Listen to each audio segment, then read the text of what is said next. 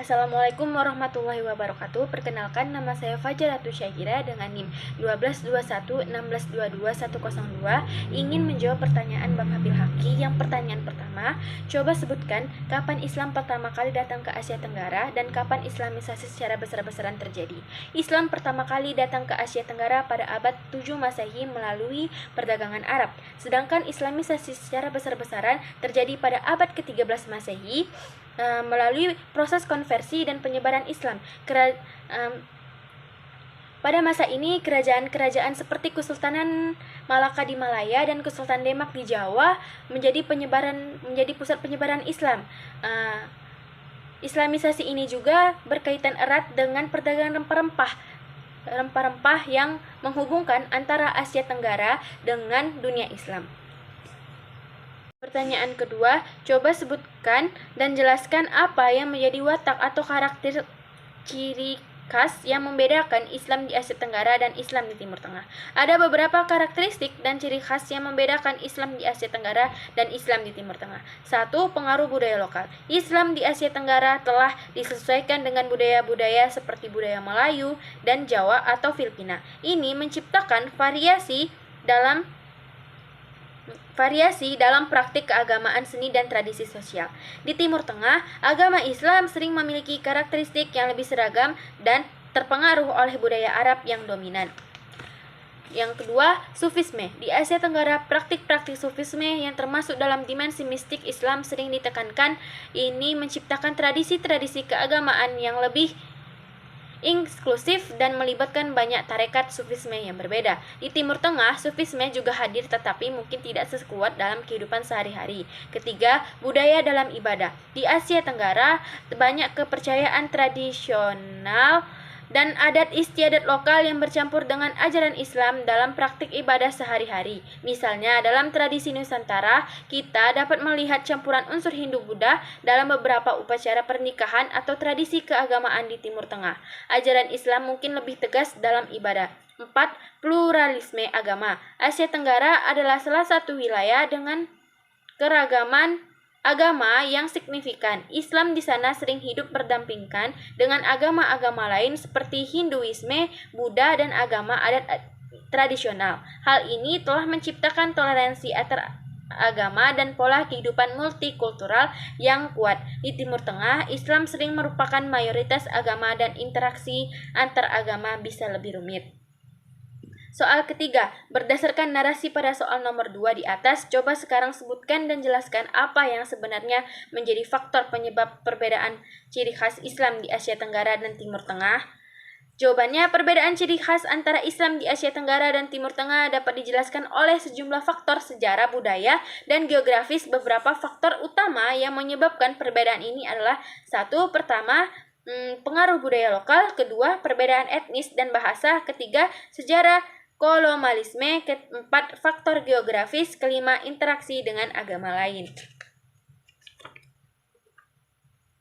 Soal keempat, berdasarkan narasi pada soal nomor pertama, coba sekarang sebutkan dan jelaskan siapa saja yang berperan dan memperkenalkan dan menyebarkan Islam di Asia Tenggara. Jelaskan pihak mana paling berpengaruh dalam menyebarkan Islam di Asia Tenggara.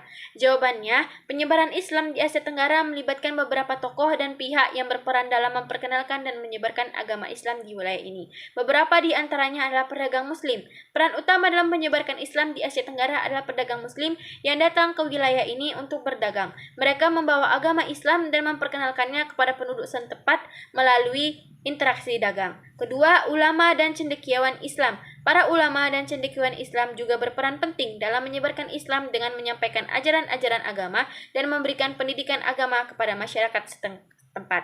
Ketiga, raja dan penguasa Muslim. Penguasa Muslim yang memerintah di beberapa bagian Asia Tenggara seperti Kesultanan Melayu dan Kesultanan Aceh memainkan peran penting dalam menyebarkan Islam di wilayah mereka melalui upaya penyebaran agama dan pembangunan institusi Islam. 4.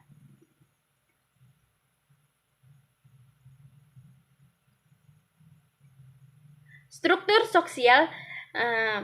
sosial masyarakat setempat juga mempengaruhi penyebaran Islam. Masyarakat yang lebih tinggi dalam hierarki sosial cenderung lebih cepat memeluk Islam dan ini dapat mempengaruhi penyebaran agama di seluruh wilayah.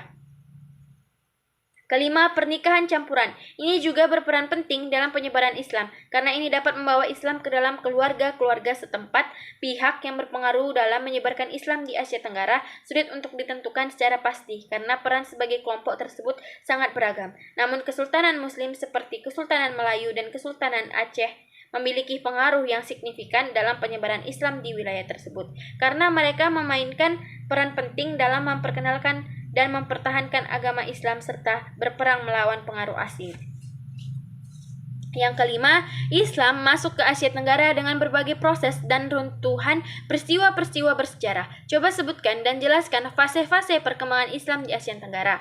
Pertama, fase awal abad ke-7 hingga ke-13. Islam pertama kali datang ke Asia Tenggara melalui perdagangan, terutama di pesisir Sumatera dan Jawa. Pedagang Arab dan India berperan dalam penyebaran agama Islam di wilayah ini. Kedua, fase peningkatan penyebaran, abad ke-13 hingga ke-16.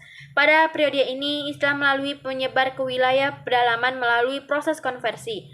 Ketiga, fase era Kesultanan, abad ke-16 sampai hingga ke-18. Kesultanan Islam menjadi pemerintahan yang dominan di sebagian besar wilayah Asia Tenggara. Keempat, era kolonialisme, abad ke-18 hingga ke-20. Asia Tenggara mengalami penjajahan oleh berbagai kekuatan kolonial termasuk Inggris, Belanda, dan Spanyol. Kelima, fase kemerdekaan, abad ke-20 hingga saat ini. Sebagian besar negara di Asia Tenggara meraih kemerdekaan mereka setelah periode penjajahan. Telah usai pula saya membacakan